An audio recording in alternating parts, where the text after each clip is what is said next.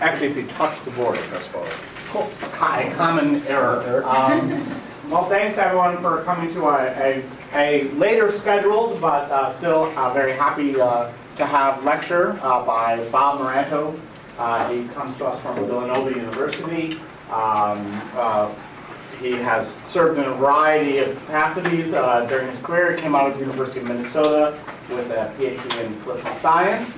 Has taught at a variety of institutions, Southern Mississippi, Lafayette, and has also served in the federal government, helping train government leaders and administrators under the Clinton administration.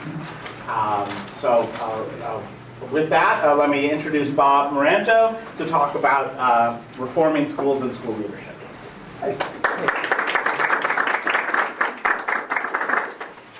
It's great to be here. I've enjoyed meeting with everybody. It kind of reminds me a lot of Harrisonburg, Virginia in some ways. More like Charlottesville, probably, places where I used to live at one time or another. We're real friendly. It's kind of fun. I've gone back and forth over titles, so this is the one I've got now. Reforming Schools, Superintendent Leadership, Principal Culture, and School Cultures. And next slide. Nope. Well, let's try it. Wait, listen to twice. It's twice. Okay.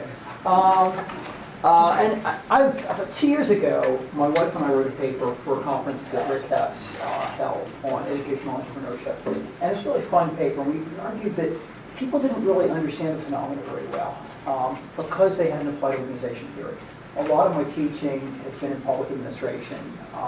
Mostly looking at two things, looking at administrative reform, but also looking at the relations between political appointees and career government leaders. And in the Clinton years, I worked a lot. I was fortunate enough to work a lot with both, and really came away kind of liking and respecting both a lot more than I thought I would, actually. But they're in a very difficult situation. They're thrown in to work together, not really knowing each other. Politicals are thrown in, not really necessarily knowing the lay of the land. And I found it really fascinating.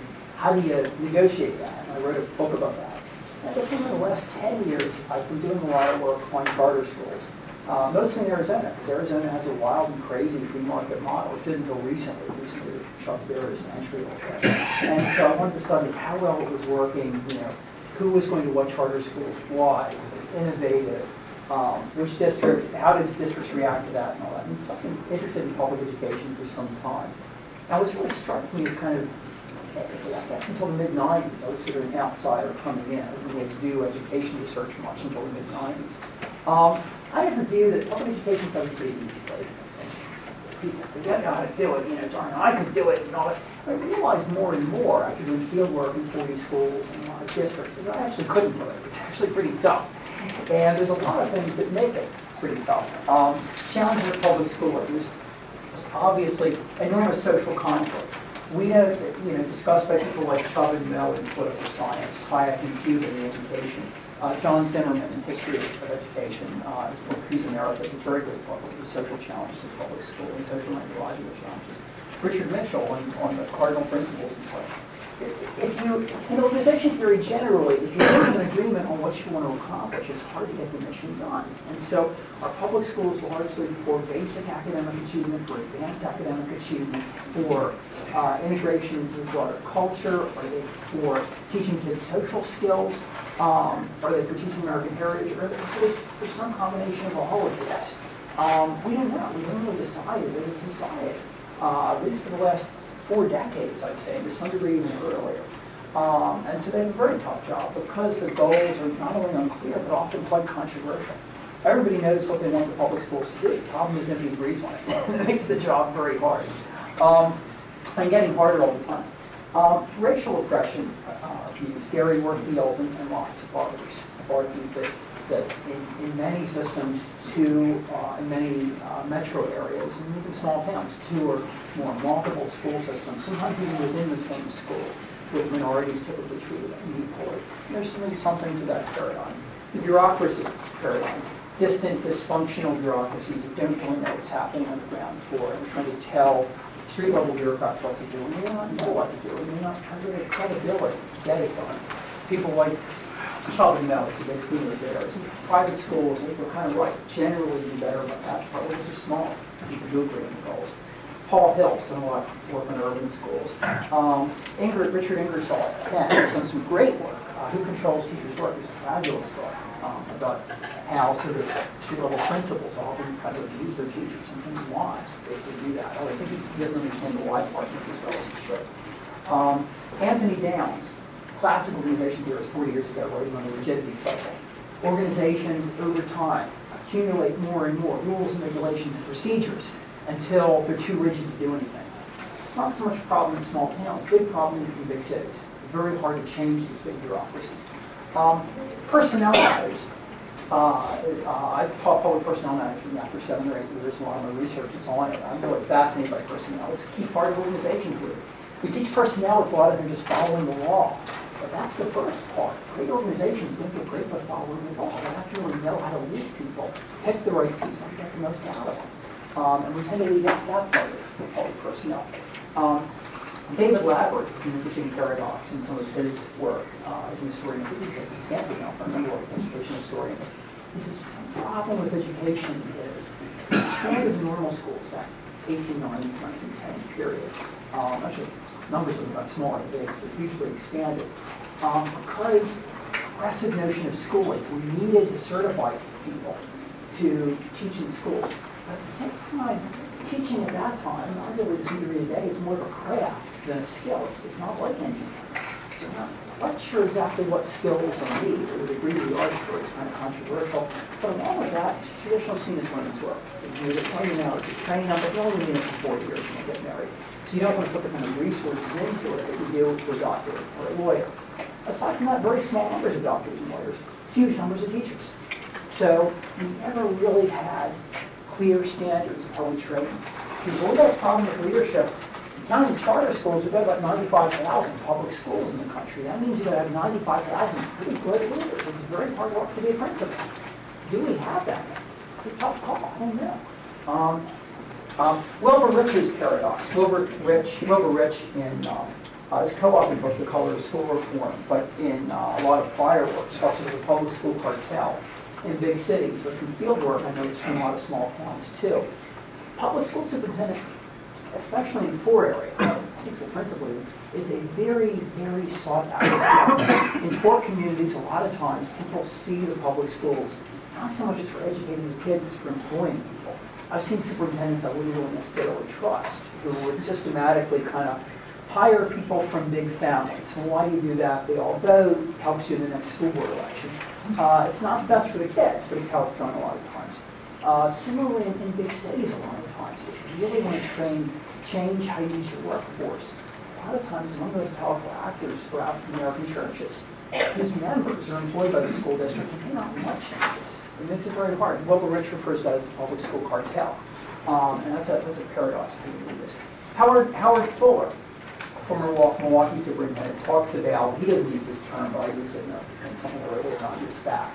Actually, I had a different title, but Washington Monthly called it Turkey Farms. Bureaucracy for tenure people, for sensible reasons, about politics. The problem with it is tenure, which was originally meant to be an expectation of continued employment, has partly because the courts have ruled that public employees have property rights in their jobs. It's become more of an ironclad tenure than it's ever meant to be. And that means you effectively often can't fire people. Howard Fuller reports, I think in a 5-year period in Milwaukee public schools, they didn't fire any teachers. No, I can't believe that none of them. I went to the University of Maryland as an undergrad, and I said, Jeff, we have about 6,000 professors. 4 years I was there, 2 of them were fired. And very good faculty, but a few more than 2 should have been fired. It's just how it works. So that's a personality. Leadership, the Denny-Hastert paradox. Again, we need 95,000 good principals, good leadership people. We need 14,000 good superintendents. It's very, very hard to get the right people in leadership. And frankly, to get them out if they don't belong there. It's a huge problem with the Denny-Hastert paradox. Denny-Hastert, former Speaker of the House, was kind of funny interview a few years back. And I think he's telling the truth. He said, well, why did you go from being a teacher to being a teacher and wrestling coach? Sure, got a pay raise. And why did you go from being a teacher and wrestling coach to being a principal or vice principal? I've got a nice pay raise. Why did you go to the state legislature get a nice pay raise? Well, okay, there's something to that, I guess. But ideally, you want people who are after more than just the pay raise to be as effective as they can be. And I think Haskell probably did this, but I don't know that. So there's all these challenges that make public schooling very hard to do. A lot of my work looks at urban school. In northern Arizona, I've done field work in about 24 small rural districts. In Pennsylvania, I've done field work in several suburban districts that are kind of small, but each interesting in their own way. I joke that on the main line in Philadelphia, every little township is convinced that it is the center of the universe, and many of them have rather, perhaps sometimes more money than brains and more ego than talent, but that's perhaps. Well, they're wrong because we're the center of the universe. That's right, we are the center of the, yeah.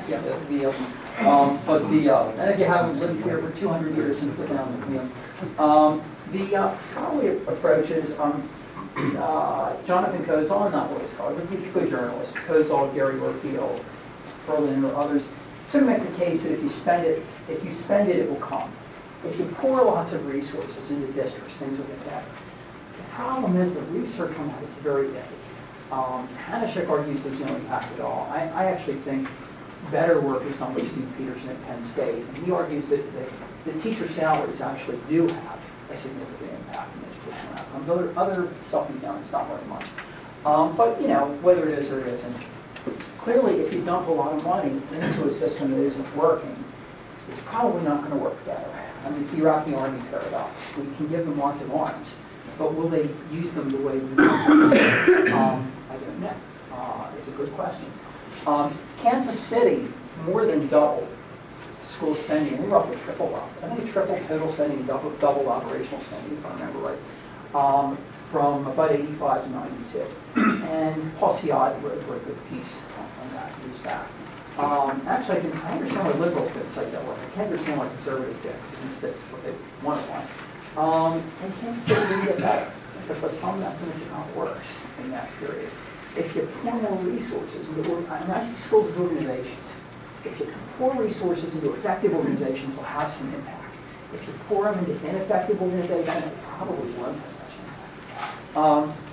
impact. The politics of democracy, scholarly approach to improving with urban schooling. Amy Gutman at Penn, Smith and Meyer, and others say that if we all get involved in schooling, and we all get involved in our democracy, and we all vote the right way, and lobby, and do this and that and the other, we can have impacts on the system and things will get better. And I'm very skeptical about that for a bunch of reasons, some of which I'll talk about in a few minutes. And one of which is, if you're a parent and you see stuff going on that isn't great, you may be too intimidated to say anything. And if you do say anything, your kid may not pay attention for that. Everybody knows that. But along with that, let's there are some sensible reasons why some parents are a little wacky, but some parents aren't wacky. But democracy is a very, very slow, gradual lever. I mean, I used to joke, but it works great if you want to improve your grandkids' school. But what about your kids? I live in Philadelphia. My kids go to an okay district. There's some strengths, there's some weaknesses. We've kind of found our way around, and we know how to negotiate the system. A couple miles from me in Philadelphia, the system is not very good. I think with the best of intentions, it's not as effective as it wants to be. And so if you tell a parent there, oh, if you work through the democratic process in 8 or 10 years, or 15 years, things will get better. Well, your kid right now isn't learning to read and write, and maybe he's going to be beaten up. That, to me, seems a cold-hearted approach. It's not an approach that we would take with our kids. It's not an approach that we take with our kids. So to me, the democracy, Amy Gutman wouldn't take that approach with her kids, I don't think, her daughter. The standards. Al Shanker, my old mentor, Diane Ravitch, the progressive policies from the center left, my buddy Andrew Opperman, and the Fordham Foundation on the center right, folks like Jennifer Pitt. So school standards will make things better. And there's evidence that standards might make some improvement, but it's fairly limited and fairly gradual. It's not a quick thing for lots of reasons, one which we'll talk about. School choice. 15 years back, I was assuring people. I've always been a fan of vouchers and charters. Used to be my fan now. But I was assuring people that vouchers and charters would revolutionize everything. Everything would be great. And I was wrong. As I said, it was a dumb idea for Clinton to raise taxes in '93. Because you don't raise taxes when you're coming out of a recession. It seems like it worked. Professors have to be willing to be flexible enough to admit when they don't quite want it. School choice has some good successes. It's done actually really well at parent satisfaction, actually pretty well at teacher satisfaction. People are happier in school choice, and generally they spend less. Test scores in schools of choice, there's some significant evidence, and Patrick and Jane know more about this than I do, that African Americans are helped when they have school choice. Other groups not really, and even African Americans, the effects aren't huge. So kind of where does that leave us? Kind of the broad introduction. This is, let's say, chapter 1. You know, when we write the book in about 1 to 2 years down the road, I'm finishing off. I'm finishing one project now. I'm just kind of midway through a second one, and this is like the third one in the queue. And I got another one past there. This one gets really hot and heavy in here. So where does that leave us? The rather negative introduction in chapter 1. All the approaches are sort of in some ways sort of theory-driven, deductive approaches. You know, we have this paradigm. You know, the markets work, school choice will work. Here's how. Standards work. Here's how. Pouring more resources into work. Here's how. And they're perfectly good theories, but like all theories, they have their difficulties. And one problem is people who believe in them, like me a lot of times, believe in them too firmly, and are unwilling to sort of adjust the theories as the data comes in and say, well, I'm not quite too sure about that. I was different with people. The Berlin Wall fell in 1989, and that had a huge impact actually in Washington, enormous impact on policy. That was a Brookings institution at all that time. And you know, people kind of, you know, centrist Democrats and Bill Clinton kind of folks moved on some issues. It was not everything. A few issues moved way to the right in response to that. It was an interesting phenomenon. They saw real world events and they reacted to it. It's kind of cool. The bureaucracy didn't change in the same way. Academics were often very slow to change. Journalists are very slow to change because we didn't have to. In fact, in a way, we kind of staked out a reputation in the area. It's hard to change. You know, we're human beings. It's natural. Politicians have to change. There's accountability. And they're in kind of a different world. I think we're too reluctant to admit a couple of things. One is people testing a theory tend to make an awful lot out of very small R squares. You know, it's been many years since I've had statistics, and I actually didn't use multiple regression except under grown-up supervision. My spouse, she's really good at that. One thing I told these guys, you realize if you hire me, I mean, I will not have a regression table unless April does it with me or something. One of you guys do or something. I've seen, again and again, I've read articles by lots of people on all sides of debates saying, we found the truth, this is it. And when you look at the table, you find that they're explaining 6% of variance. And when I find them explaining 6% of variance, I'm always like, gosh, you know, if you controlled for this other variable, or if you use a different lag time, or if you use a different statistical technique, a lot of times it'll all go away. And which is why, again and again, people in my field, especially political science, are finding all kinds of different things. Or, you know, this guy proves it's working, or proves it isn't. I think a lot of times the effects are pretty marginal, and we shouldn't invest too much of ourselves in effects. Questionable lags and causality. You know, you change a program, 2 years later, 3 years later, you saw an improvement. Is it from that program? Yes. A lot of times we don't know. And we may not even know the causal direction. Difficulty of doing controlled experiments. John Whitty, I disagree with a lot, but he's, I think you guys do too. He's a delightful guy. He has his law of controlled experimentation in social sciences. You guys, has he told you this? Yeah, he did. His law is you can't do it with kids. You've got to do it with with second-degree murder inmates in Wisconsin state prisons. Why second-degree murder guys in Wisconsin state prisons? First of all, since they got rid of early parole, they're all in for a fixed period. You know where they are. So, you know, you track them down and all that. There haven't been any escapes in like 10 years. They're there. Their families, well, if you had a literacy program, that's when you go in it. There won't be any selection issues because all of them will apply. Even the ones who can read and write will apply because they're so bored in prison they just want to go out for a couple hours in the classroom.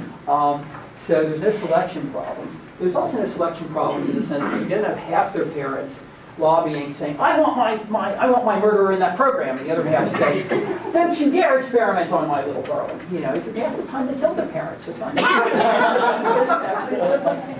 then when they get out, you have parole data, so you know how much they're making, you know all this stuff. So second-degree murder inmates in Wisconsin, perfect. School kids, very hard.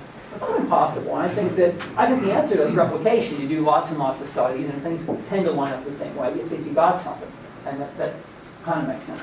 But it is difficult. It's hard to study this stuff, harder than I used to think. Getting to scale, again and again, I'll have people saying, I have this program, it works, it's great, it's wonderful. New Jersey, last year on the local NPR station, they have this experimental preschool program, and Rutgers University professors saying, it works, it's great, we've got to expand it across the state. And I'm saying, okay, first off, she cut off her evaluation in the 2nd grade. Do you see any problems with that? 3rd grade fake. It's a traditional thing in preschool programs.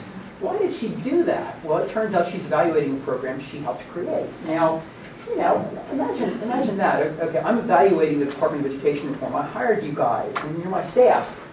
I'm going to evaluate you and find you're not working. I mean, it's like asking Donald Rumsfeld to evaluate the Iraq War. I mean, I'm sure he's writing a book now about how great it's going. You know, people have huge problems evaluating their babies, and it's hard for them to do it objectively.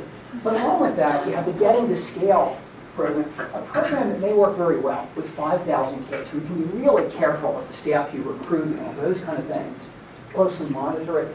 When you suddenly expand it to 200 school districts, and instead of 5,000 kids and you know 800 professionals or paraprofessionals, you're talking about 50,000 paraprofessionals. It's way harder to maintain quality, and that's something we can work aware. Limited measures of success. We look at test scores. They have their own problems. We don't look so much at current satisfaction. We don't always look at you know, whether people feel safe, stuff like that. So there's a lot of problems with the traditional sort of you know, rational deductive approach to the education point.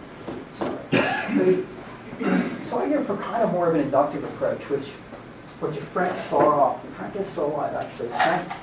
Frank Saroff, who taught me in grad school, saw me saying this. He was Doc, actually. He was Doc in turnover in his grade. You don't do induction in the social sciences. Well, this is better works than largely inductive. Richard Fenno's classic home study is largely inductive work. He went out soaking it up to see what was out there and studied members of Congress. A lot of field work is often, whether you intend to be or not, a lot of times it's inductive. It's kind of going out there, instead of going with a theory of test, you're going out there seeing what's happening, and then deriving generalizations from that. Pre-theoretical work. And so I do an inductive approach to this stuff. I mean, first off, I think organizational leadership is key. I love organizations. And there's organizations that are really working well. There's organizations that are not working so well. What's the difference? What do you find out? How do they vary?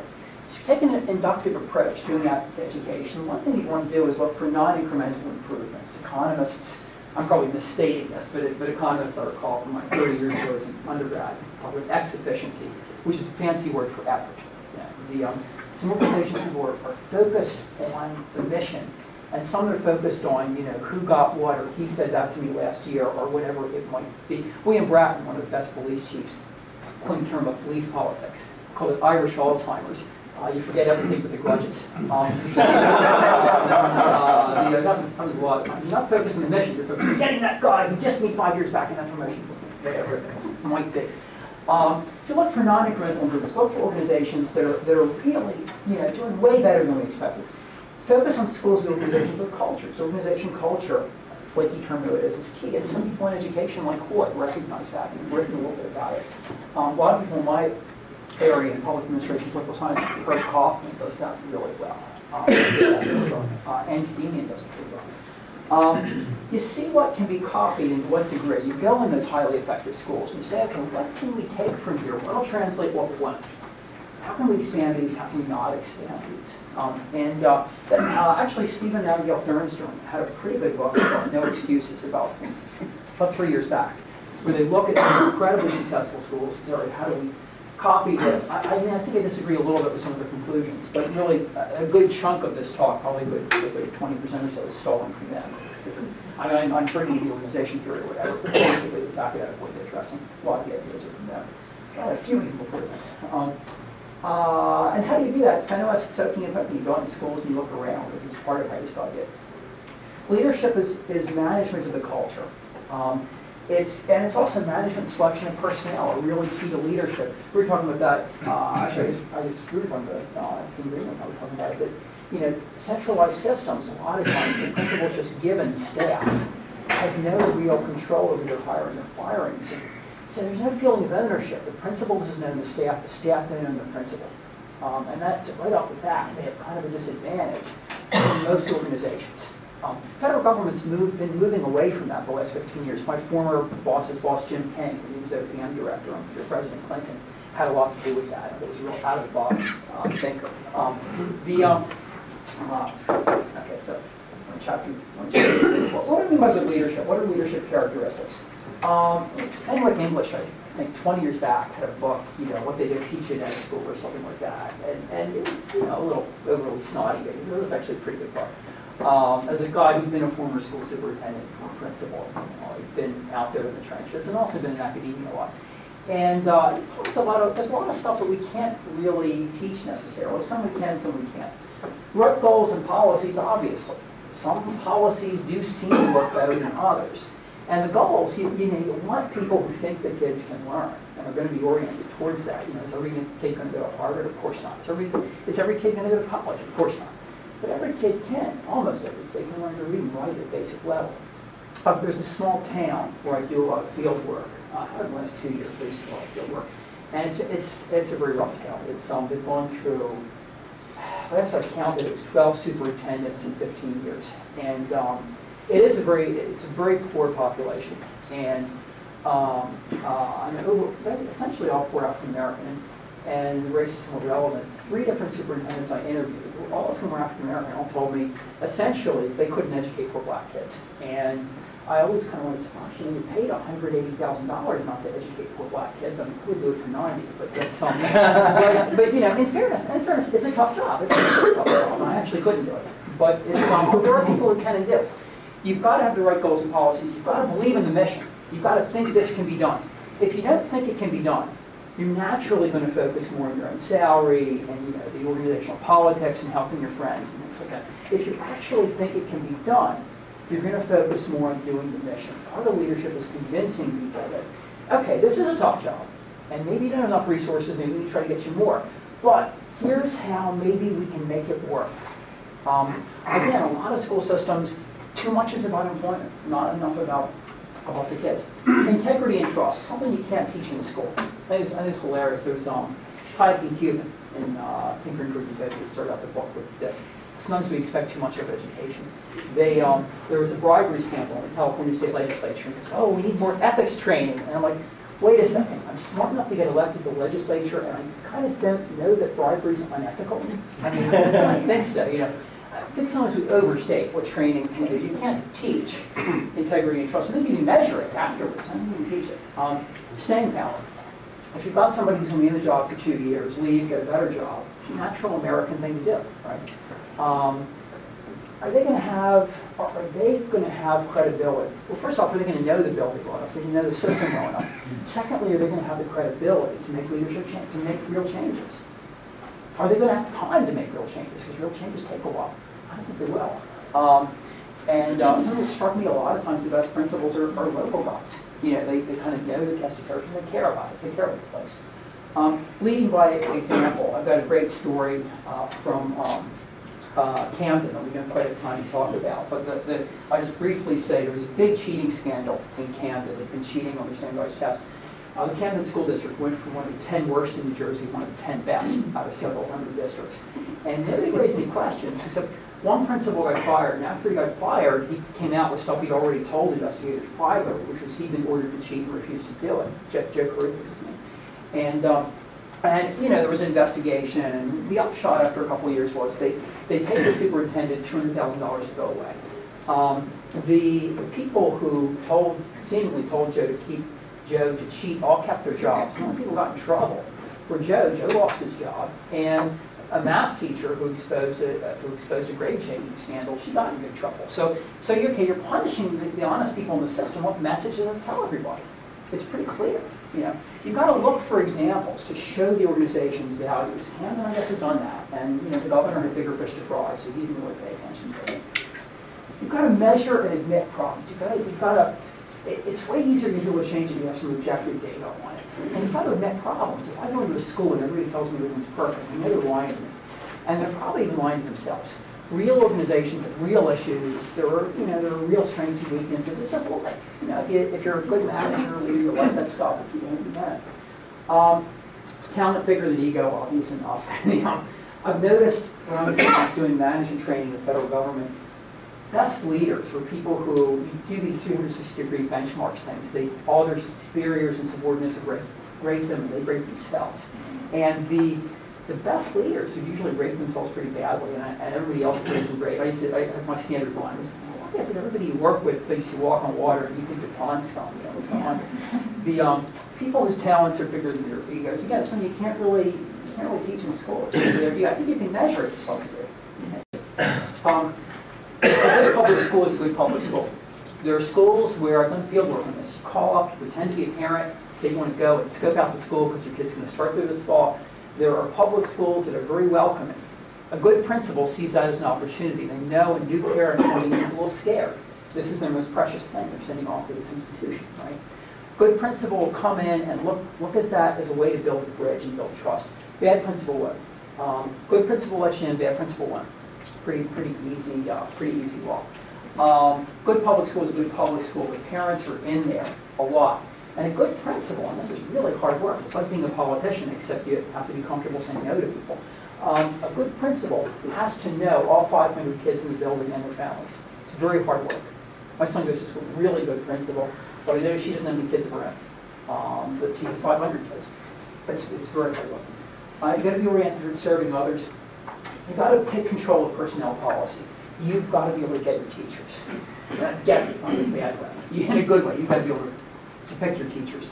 And ideally, hopefully if one isn't working out, have ways to help improve them, or I'll shepherd them out. You got to be people smart. You got to be a good people person. You got to have a lot of energy. It's actually very hard. I don't know if there's 95,000 people who have those characteristics. I think there are. I don't think we're as good as we need to be getting them in. System level. Leadership is a lot of levels. We talked there mostly about the principal level, although it applies to the superintendent level too to some degree. There's levels of leadership. System level. Stone and Jeff Hennig and other folks have done a real interesting set of studies on urban schooling. They came up with I want to say 5-6 books on 11 different cities, some of which are pretty good actually. And several of them won awards. Color School Reform won a bunch of awards. And Stone uses regime theory. Stone says every city, and you could really say every small town too, has kind of a regime. You've got a group of people and interest groups and actors who sort of run things, people who matter in that town, in that city. And to understand politics, you need to understand the regime. That's basically accurate. So whether it's Atlanta with Coca-Cola and the mayor and the Atlanta Roundtable and groups like that, or it's Pittsburgh with the old foundations and the mayor and the political regime and so on. And so they like regime theory, and they say it's great. I think it's a very elitist approach. It basically says you as a person can't fight City Hall, but if you're lucky, maybe City Hall will fight for you. You know, what if you're not lucky? You know, but they're onto something. Some cities have regimes where people really care a lot about the city and want to make it better. Atlanta, pretty good example. Pittsburgh, for a while, was a pretty good example. St. Louis, Baltimore, my hometown, Baltimore, not so much. Serious racial divisions, serious class divisions, serious sectoral divisions, public sector, private sector, kept people from working together. It's a problem. According to regime theory, success is when a lot of actors across different sectors form a regime and get together and try to reform the schools for several years. That's their definition of success. Of the 11 cities they studied, 2 were partial temporary successes, Atlanta and Pittsburgh. And they didn't study Houston, but I would throw in Houston as a third kind of success. I think it's interesting, though, they kind of understand their own research. It seems very obnoxious when you say that. They won awards and I haven't. But you've got this 11-city study. You've got one city that made really dramatic gains in student test scores, Pittsburgh. And they kind of have one paragraph about that. I would have kind of written the whole book on, why did Pittsburgh do way better than every place else? And Atlanta was behind, but Atlanta also showed some growth. Why? I find that an interesting question. They didn't look at that question. So looking at their field work and other things, I kind of did. And I looked at Houston too. But, okay, system level determines success. What do you need for the system to work? You need schools for schooling, not jobs. You need a weak cartel, to use Wilbur Rich's term, and not symbolic politics, not black versus white or Irish versus non-Irish or whatever. And you sort of had a lot of that, at least for a while, in Atlanta, Pittsburgh, and Houston. And you had a cross-sectional agreement. Business, the mayor, the school system kind of agreeing. The schools need improvement.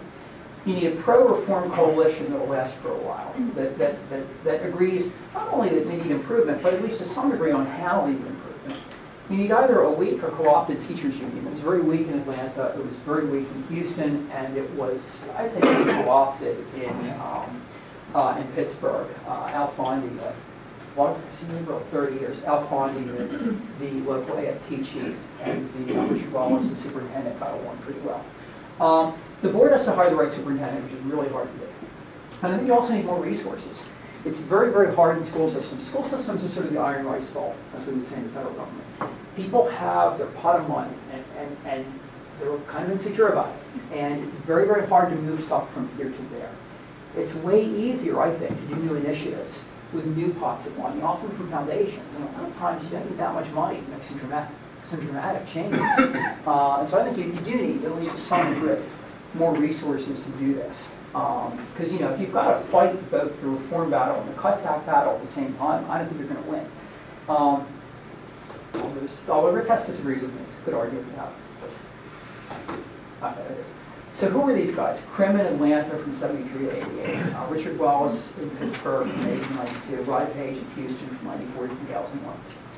All strong, energetic personalities. They all had experience in urban schools. Some people we're coming up with now, Joe Klein in New York. He's done some good things. Long term, is he going to be successful as these guys? I don't know. I mean, New York's tougher. But also, I think he wasted his first year because he kind of didn't know where he was. He didn't know what he was doing. To some degree, the same in San Diego with the guy there. Good, strong guys, but some weaknesses. It's strong, energetic personalities, but also it really helps if they have experience in urban schools. Or whatever, it's a rural school too, they need experience there, both for their credibility, but also so they can hit the ground running. They got to be outsiders. You don't want people thinking, how do I promote my buddies? But they need to have insider knowledge of the system and develop it quickly. They need the external support. They got to want to stay for a while. They got to lead through persuasion and merit, not spoils. It helps if they have a good knowledge of the local ed schools. Richard Wallace and Alonzo Krim were former academics. I think had pipelines in the local ed schools, knew what kind of people they wanted to hire and what jobs. It's kind of a good thing. And probably better if they work with the union or against to work on retraining teachers later. The results, all of them won national acclaim. All of them showed significant improvements in elementary education. All of them, although I really need to look back at the stuff with Houston, I did a while back. I'm not 100% sure it was with Houston. 2 out of 3 showed few or no improvements in middle and high schools. All of them suffered political backlash. We're Americans. We don't want to be rescued by the man on the white horse, right? The woman on the white horse. We want democracy. We want some say in what goes on, right? After 8 or 9 or 10 years of this very strong-willed Alonzo Krim or Richard Wallace running things, people start resenting it. People say, who do you think you are? And so invariably there's a political backlash after a while. You shortchange my group, whatever. And often minor scandals towards the end of the term. I think when people are in for 10 years, they start to forget just how easy it is to make minor, sometimes not so minor mistakes. What follows the departure of the great man? Budget cuts and symbolic conflict, and things go down. It's like the FEMA effect. Everybody's heard Michael Brown, right? You're doing a hell of a job, Brown. Nobody's heard of Luis Giuffrida, who was the example of Brown in the Reagan administration, but luckily there was no major hurricane. He wrecked the agency. Then they brought in Julius Dept, who saved the agency. Then the first Bush administration brought in Stickney, who sort of wrecked it again, although he wasn't that bad. Then the Clinton people brought in James Lake Witt, who was wonderful. Some of you probably know him. And then it was Michael Brown. Well, actually, there's a couple people in Michael Brown. FEMA's a small agency, and you can move people around a lot. It's very susceptible to leadership of one guy. And one guy can, or one gal can make it great or make it really bad. As opposed to NYPD, where William Bratton turns it around in the mid-90s. Giuliani says he did it, but it was really Bratton. And cuts crime 40% in 2 years. Amazing feats. I mean, everybody said it was impossible. Giuliani got mad because Bratton was talking, Bratton was talking about running for mayor, so he sacks him. And Bratton leaves and says, everything's going to fall to hell now. The guy who replaced me is awful. Howard Safer doesn't know anything. Guess what? Crime keeps going down. 3 more superintendents. Crime's still falling. They have 80% fewer murders now than they did 15 years back. They have the fewest since they started recording them accurately. It's a miracle. The few other cities have copied for interesting reasons I can talk about. Why did it work in NYPD and not FEMA? We need a system that's beyond just the big man running things. We need a system where the big man has replacements, gone, when he or she, the big woman, is gone. There it is, okay. Lessons. If leaders do everything right, pick the right super, maintain elite support for a decade, avoid racial conflict, etc., and enjoy good structural conditions and get more money, public bureaucracies can educate urban elementary school students for a couple of years, and then it'll all go up. Not a real positive lesson. Now, why elementary school? Relative agreement on goals. We kind of agree we want the kids at least to learn basic reading and writing, right? More flexible teachers. Elementary teachers are way easier to lead than high school teachers. Smaller egos, you know. It sounds sexist, but fewer men. You know, at least that's the folklore. I haven't seen it empirically demonstrated. That's what a lot of supers have told me. No departments. Departments are often very area. Retractable clients, easier kids to deal with, especially when they're kindergartners. And smaller schools, too. Smaller schools easier to run. It all advantages the elementary as opposed to secondary. Why secondary? Secondary, we go back to the old usual stuff. The big man, the big woman in the central office tries to centralize, but conditions in high schools are localized. Different populations need different things. It doesn't fit as well for high school or even middle school. It's standardization versus fit. Centralization, a big man wants to be a strong leader. It's hard for them to empower principals sometimes. High schools especially need good principals. Small schools need good principals. Not enough leadership around. Go back to slide 5. Tenure versus flexibility, etc. In large size and personality, faster growth. Now, I think organization theory has a lot to say about this. Chapter 4. And so stealing from William Ucci and Williamson and lots of others, they talk about different kinds of bureaucracies. And running short on time, having too much fun. They have fancy terms, U-form, M-form, all that. U-form means really bureaucratized, everything run from the superintendent's office. That could be true in a big district like Philadelphia. It could be true in a small district. Radnor, Pennsylvania, 1 mile west of me, is a very centralized district, about 3,000 kids. But I think a really good principal got sacked because she wasn't sufficiently compliant, even though I think she was doing her job rather well, at least from my time in school. The M-form, though, Edmonton, Seattle, Houston, actually Lower Merion, my district, includes all its flaws. Give the principals a lot of discretion. Make things less centralized. Let people who are closer to the action actually have some say over what goes on. And trust that they'll know more about it than you do, and maybe will make good decisions. H-form, like Catholic schools, is virtually totally decentralized. It's not really a public school thing. Now there's also non-bureaucratic actors, which are usually charters. There's movement markets, things like the Coalition for Essential Schools or the Core Knowledge Foundation. What are movement markets? They're way different from bureaucracies. Bureaucracies have hierarchy, rules, regulations, agendas, set jurisdictions, all those things, more or less permanent staff with tenure, all the things we think of as bureaucratic, good and bad. Movement markets are exactly the opposite. People come and go as they please. Schools come and go as they please. Coalition for Essential Schools, Ted Sizer's very progressive group, they actually didn't know how many schools are in the network. They think it's around 2,000, but they really don't know. They're always coming and going. They're a very loosey-goosey group. I did field work in one, but 3 years back, and the teachers had no idea they were in a Coalition of Essential Schools school. They were like, oh yeah, that's the training we did last year, isn't it? You know, they weren't really a Coalition for Essential Schools, but they were in the network. Core Knowledge Foundation. There's 126, well, this is 2 years old, 126 official Core Knowledge schools. They probably really are Core Knowledge, but there's 600 friends of Core Knowledge, which just means they signed up saying we like you. And I've done field work in Core Knowledge schools, where they know they're Core Knowledge schools. So markets, movement markets, they're big, they can expand rapidly, they have some kind of ideology, but it doesn't really necessarily mean much, which kind of limits their use, I think. Now there's a very, very different model, very unlike bureaucracies, very unlike movement markets. Co-ops. Ed Vision's most noted one, with 26 campuses, checked a few months back, Minnesota, a few other states. Started in Minnesota. A charter school student is actually my favorite one, it's one of my favorite ones. Co-ops are teacher-run schools. Teachers are professionals, right? Why can't they run their own practices the way doctors or lawyers do? Put them in charge. You know, they can hire somebody to do the paperwork, but actually let them do the stuff. Co-ops actually do pretty well. They have a pretty good record of success. They generally have high test scores, good parent satisfaction. Teachers are pretty happy. They generally pay their teachers pretty well. At the same time, they spend less than normal for schools. They scrimp on other stuff. Charter schools don't. I love it. Every May or so, they have the financial projections for the fall. And sorry, Bob Lynch, you have 56 kids in your classroom. If you're deducting 20% for the building and insurance and stuff, that leaves you with $340,000. Here's your checking account, hire your staff, buy your materials, figure out what to pay them, figure out what to pay you, knowing that if you pay yourself more, your staff gets less. And you've got to look at them every day. And, or your kids get less.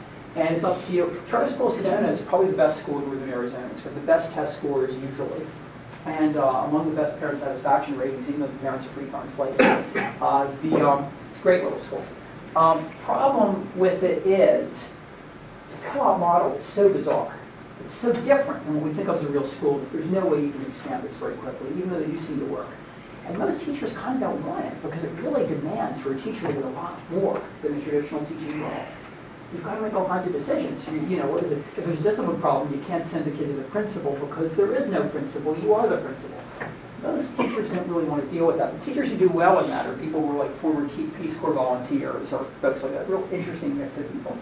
So co-ops are pretty cool, but they're going to be a small part of reforming public education. Clans. Kip Academy, North Star, Armistead.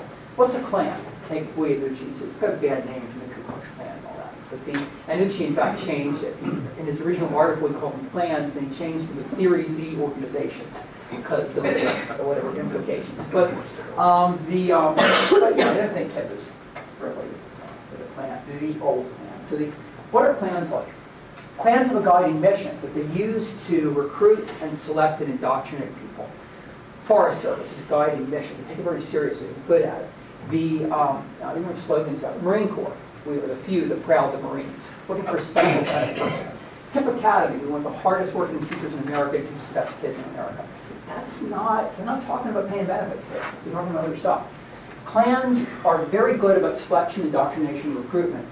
But there's so much attention to quality control, they can only expand very gradually. Kip Academy accepts 6% of applicants for teaching jobs, 4% of applicants for principal jobs. They can't expand quickly. It's just kind of part of what they are. I'm leaving over. This is the more formal organizatory part. Let's skip it because there's not that much time. So what's a superintendent to do with all this knowledge? I'm skipping over. You can read the paper. We can email it to you. Actually, Bob has a copy. A couple of us have copies if you want the formal organizational stuff. If I'm a superintendent, if I'm a school board member, I'm very careful with the superintendent I hire, it's obvious. But if I'm a superintendent, I'm going to actually use corporations. Oh, I'm sorry, I didn't talk about corporations. Corporations like Edison, to me, are basically an M-form organization. They're a bureaucracy, but they're a fairly decentralized bureaucracy. People like me 15 years back were predicting that corporations like Edison would have a lot of success in changing schooling, and we were wrong. We were mostly wrong. We were wrong for a couple of reasons. One is the notion of a corporation is you right people in the right place, you move them around, right? Takes away credibility. Edison School had really great principals. Naturally, they promoted her to the central office, right? That's what we do. Along with that, though, ideologically, there's so much discomfort with the notion of making money off kids, even though I know school superintendents are certainly do it. That it's just too hard to do. So if I were a superintendent, I would actually do what Paul Vallis did. I'd use corporations to draw the fire. If you have Edison around and you can sort of threaten people, now we get more schools to Edison, it suddenly makes the union better in the negotiations and be more willing to accept things like different ways of assigning teachers, stuff like that.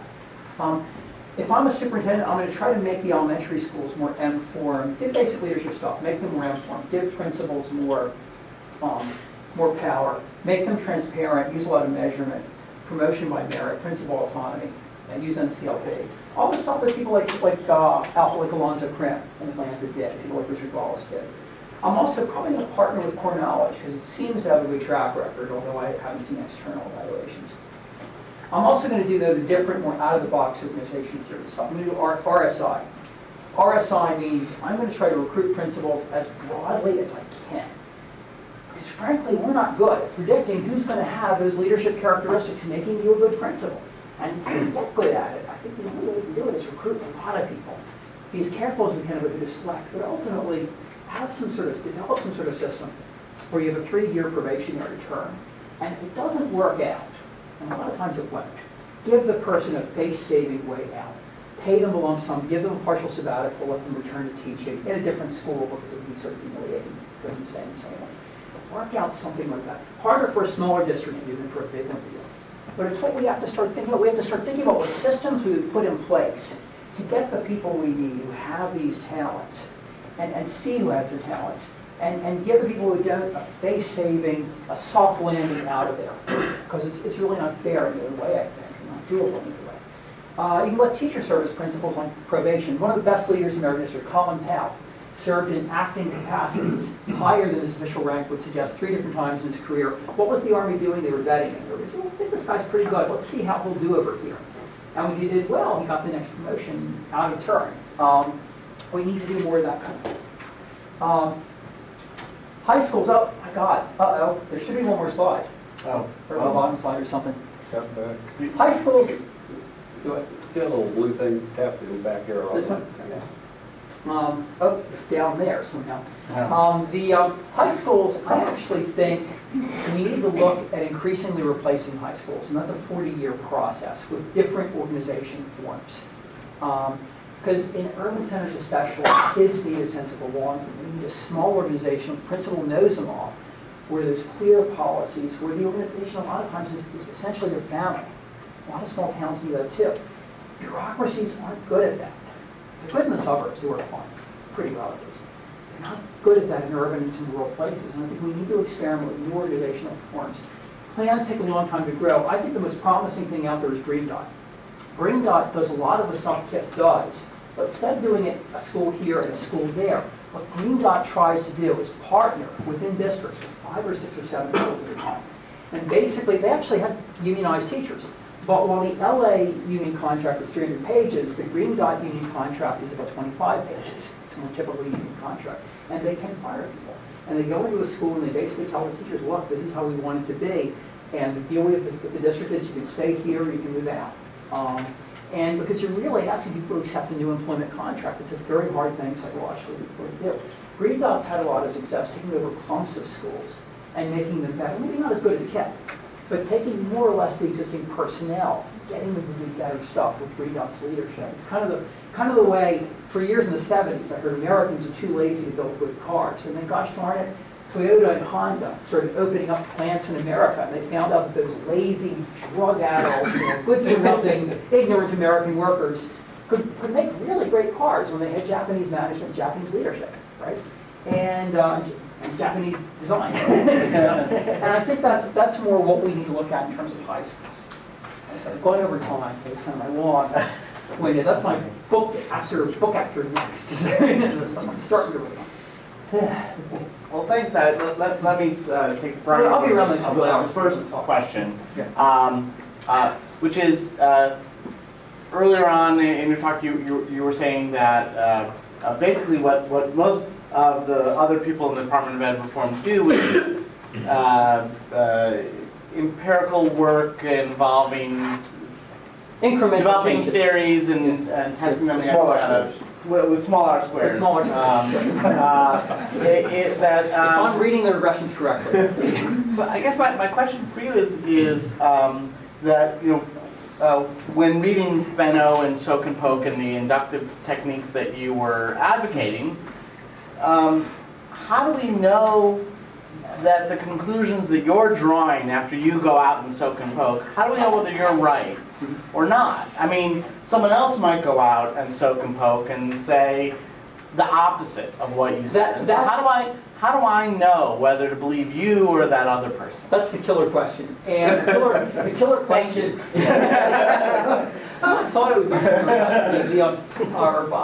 the killer question I think has a couple of answers. I mean, one is that a lot of soaking and poking is used sort of to generate theories, and then the quantoids go and test them. Something I find scary about KIPP, okay? I really love KIPP, but something I find scary about them is there's, to my knowledge, so far been only one external evaluation of them. We need to actually have people from Mathematica or whatever go and systematically study whether they are as good as they seem to be. And so that's one answer. I think I can get you some of the ideas to test. You guys go out and test them. Another basic answer, and this is just sort of replication and quantification, but I'd also say there needs to be different kinds of replication. By the way, a standard thing that teachers usually will say about KIPP is, they will say, that you're going to burn people out. And every TIP principal I've talked to, I've asked them about that. And then one of them I thought put it really well. She said, what you don't understand is that we're a cult. There's very little burnout. Very few people leave the network because we're a cult. People are married to TIP. This is somebody who's going to get married for 3 months when I interviewed her. And I should have asked, well, how did your fiance feel about that? And I really should call her up 3 years later and say, are you still married? Are you still married to the guy, or is it just kidding? I think that, I think that this isn't bulletproof. I think, this is my theory. This is my guidance to policymakers. If I were a big city super or a school superintendent or something, or for that matter, there's a lot of this you can grab in the small towns. Some you can, some you can't because they don't have the resources to do some of it. But it's not proven. This ultimately, I'm using induction, I think, to sort of build a theory, or not really build, I'm taking organization theory and applying it to schools. So really, I'm kind of using both deduction and induction. So maybe Frank Soroff wouldn't be turning this great, but yeah. Bob, earlier you spoke, I think, with distaste about the defeatism that you hear from some superintendents, that black kids can't learn, or we might even just say that we can't get children in general to learn much better than we are now. But then when you talked about the 6 key elements for systemic reform, some of those are virtually impossible. And I almost thought to myself, it sounds like you might be proving those superintendents right. How are you not proving the superintendents right by identifying some of these amazingly difficult sorts of elements of any kind of Well, you're right. If you go back successfulness? a couple of slides to the regime theory thing, what if your regime is real contentious? So any of the stuff I try, you're blocked. I think a lot of this, and this is where I'm probably on almost as weak ground to say Gutman or Meyer is. I think a lot of this is telling people again and again, sort of, this is what seems to work. This is what worked over here, so let's do it. This is what worked over there, so let's do it. I think you've got to try to build more of that mindset. And what strikes me is some of that's happening. In Philadelphia, when I'm not a huge fan of Paul Vallis, I got some coming out where I give him like a B+, not an A, and some friends of mine would give him a D, but it's another story. But I think something Paul was good at was taking good ideas from different places. And he had a lot of political support his first 3 years. And he sort of, he made enough deals with enough other actors. He was able to do stuff like change the grade configuration and standardize the curriculum, which when you have 30% of your kids switching schools from year to year is kind of no-brainer. You kind of got it. I don't like standardization, but I think the elementary level, at least you kind of got to do it. The high school level, you can decouple where you live, where you attend. But yeah, I think a lot of this is public persuasion. And the depressing thing is public persuasion does take a really long time. And you're going to have some districts that follow this through all the way and do it really well. So is everything in Alberta as good as she says it is? I don't know. I think we need to go back and study Alonzo Cribb. There's nothing written about Alonzo Cribb. There's almost nothing written about Richard Wallace. There's not a whole lot written about Rod Page. I think we ought to be, I think one thing I'm going to do before I really start this project in earnest is I'm going to call a bunch of key actors and say, all right, well, that's 25 years. Who are the best supers in the country and why? Because this is my list. I'm not sure it's the right list. But why don't we start with successful work? But you're right. This is a long-term, something like what Jay and you guys, you think in 30-year chunks. This is a 30-year deal. I started out my career studying civil service reform. It really took 30 years for the pendulum to really take hold, 30 to 40 years, to develop a civil service system that more or less worked.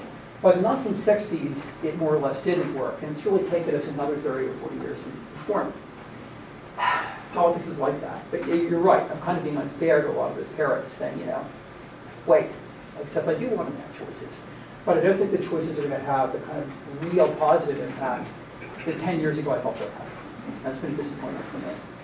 Yeah, a couple times you've referenced Amy Gutman's work, and I'm curious, you said that you were critical of it for her advocating deliberative democracy and those processes. And I'm curious, there were other times where you referred to the good things that can come when teachers collectively make decisions about how to govern their schools. So when is democracy good for That's a great question. Why do co-ops work? And I think co-ops work pretty well. And I also think a really good principal can build that kind of collaborative effort over a 4 or 5 or 6 year period. My principal's actually really good. I've seen her in meetings. Teachers will disagree with her, and it's okay. They know that they're not going to pay a price for that. But they also know that ultimately she is the decider. You've got to have a certain amount of security to develop that sort of leadership. Co-ops where, good leadership can make that happen in most schools if you give a good leadership 6 or 7 years to do it.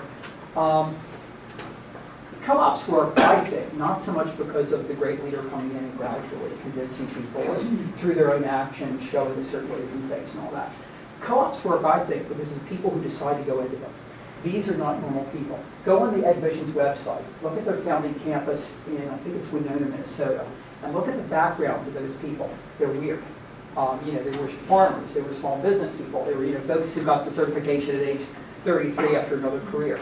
And then they voluntarily decided to enter this little community. That's not what Philadelphia is, right? That's not what Atlanta is. Hell, I'm in Lower Marion Township. That's not what Lower Marion Township is.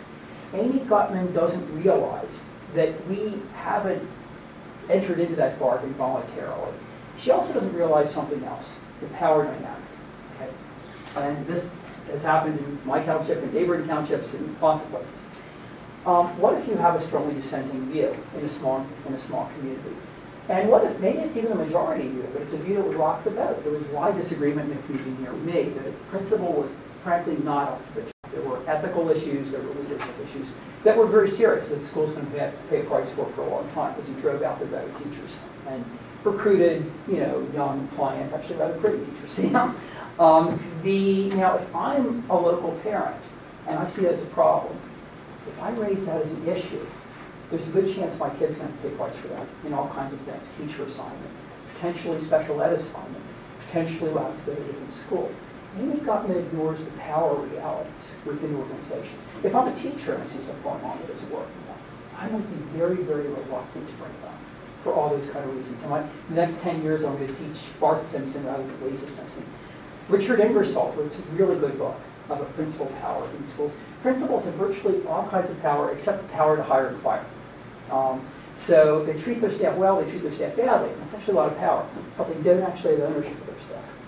I think it's not an effective organization. I've gone on and on. But I think Amy has been in the ivory tower too long. She needs to go in Chester and do field work and talk to people. But yeah. Could you say a little bit more about these superintendents that you have used as models or presented as models, and what the criteria are for using them? I noticed that Payzant, for example, from Boston was not there. I almost put him in, and I realized I didn't know enough about it. But Payzant was number 4. Yeah. oh, yeah. all right. But what I'm curious about, because I no longer remember anything about the Atlanta school system, even though I do remember Alonzo Prim, where is the school system now? Where is Pittsburgh now? I know that since Wallace's time, there were obviously a lot of problems in Pittsburgh, which is why they brought Mark Roosevelt in. So what I'm trying to get at is, what are the criteria ultimately for a good, for some good work with a huge urban school system? There must be structural changes that last. There has to be something that's permanent. Otherwise, there's just the personality. That is a killer question that I've thought about, and I haven't come up with an answer. But I'll tell you what I've been sort of thinking about. A book that I have my intro public administration students read that they love. Actually, I give them the choice. For the final book, they can read the 9/11 Commission report, which is actually really good and even readable. Or they can read William Bratton's Turnaround, about how he personally, single-handedly saved New York. It's a little cold, but crime, not schools. All right. And one of the questions I've wrestled with is, why is it that you turned around NYPD and kept getting better? It kept getting better and better and better, not just in terms of crime, but in terms of brutality. Philadelphia, we have less than 1/5 the number of people in New York City, but the last time I checked, our cops fatally shot more people than New York City did. Philly cops are brutal but ineffective. New York cops seem less brutal but effective. Why did organizational change stick in New York? Why did it not stick in Atlanta or Pittsburgh? And some of it is grooming of successors. the great man, the great woman, maybe sometimes has trouble grooming not just one understudy, but a team of understudies. Because it's not just one or two people, it's a team of folks. Yeah, well, take even where Rod Page was, what happened there after he left? I don't know. I don't know, I'm gonna look at it. And the only other piece that may be missing from that, and I don't want to get into names, is that there were some key people working with Rod Page who I know made a big difference in that school system, as a system. I don't know if this is exactly the case with Prim in Atlanta or Wallace in Pittsburgh, because I don't know enough about those school systems, but that is a different piece of the superintendent, and that is who are the key people that that person relies upon. One may have political skills, the other may have the real organizational skills or other kinds of skills, and the ability to choose the key team that you work with. I just don't know where that fits in. Well, it's leadership inside and out, and none of them seem to do well at that from what I've seen. I need to actually go into more detail. And so the other thing is that politically it all fell apart. Politically, well, I don't know about Houston, but in Atlanta and to a greater degree in Pittsburgh, there were certain people on the school board who chose the superintendent, who had close relations with the superintendent. When those folks faded off, there was a sense they'd been in too long. Other actors arose, and the superintendent and his latecomers didn't really, I think, didn't do enough to bring them in the tent. And they would say they couldn't be brought in the tent, but I'm not so sure. I think maybe they could have been. Well, see, what I'm getting is that you have all of these different personality factors, so what do we end up with as a principle or a criterion? I'm left without any sort of sense of where one really goes except find the right person. I think a problem with that leadership now, my sense is, I was at Curry School for a year, from what I saw there, and probably most places. We sort of take people into programs because, you know, their grades are okay, their test scores are okay, and we can teach you. And that's all right. There's a whole lot of skills that any good principal needs, some of which you can kind of test for. I think you can give people a Myers-Briggs personality profile and you know, get some inkling of what they're good and bad at, but the test is over with. It doesn't help. There's some basic stuff you can ask them about, you know, can you memorize this 500 families you memorize? That's something you want to do. I think people go into this because they think, oh, it's a step up. We're Americans. We all want to advance ourselves, all that. They haven't thought systematically enough about what the work entails. And I think in that leadership program, you can get people to think systematically about that. I think it's really right for them. Because to be good at it, you often have to pay a very high personal price. And I think folks don't really understand that. And so I think I would say that would be part of the answer. I would say good. Philadelphia's actually done this, but I haven't studied it. I think I would mock up a leadership institute for teachers and kind of take in a lot of your teachers who seem to have some good mentoring skills at least, and you know, kind of work them through that and get a sense of whether they might or might not want to make that jump. And then you know, again, ultimately though, I think it's hard to predict who's going to be good at it until they're in it. And once they're in it, I think we need more of a soft landing for people who are in it a couple of years. It's not working out. We need a face-saving way for them to move back. One of my former students was headmaster at Tempe Prep Academy, a very good charter school in Phoenix. And he was their teacher leader, he was a great teacher. They made him headmaster. Hated it, wasn't that good at it. After 2 years, he stepped down, went back to being a great teacher. He could do that. It was a small, non-hierarchical organization. He only gave up about 10 grand a year. He could do that without people thinking, without public humiliation, frankly, because it wasn't terribly hierarchical. I think we need to figure out ways to build more models like that so people aren't trapped into positions where they're not doing well because it's not good for them, it's not good for us. We have too many people in life who are the Peter principle. You know, they did really well at something, so we promote them to something they're not good at. And it's not good. The federal government, we would kind of have ways to handle that. We would kind of they'd keep their rank, but we would bust them back to a technical position. So most of the managers in the federal government, well, not most, I'd say half don't manage anyone. They're technical experts that you want to give a pay raise to, or they're people you promoted into management that didn't work out. So you put them in a position that's officially a management position, but really it isn't. It's something else. We need to develop more of those formal and informal ways of working with these personal problems. So I love personnel management. I think personnel is just so key to this. Well, we're running a little over time, so I hope that we all can fulfill the model of being elevated to where we fail, and not just fail, we fail so badly that they have to pay us to leave. And Don't count on it, Jay. It's Not for lack of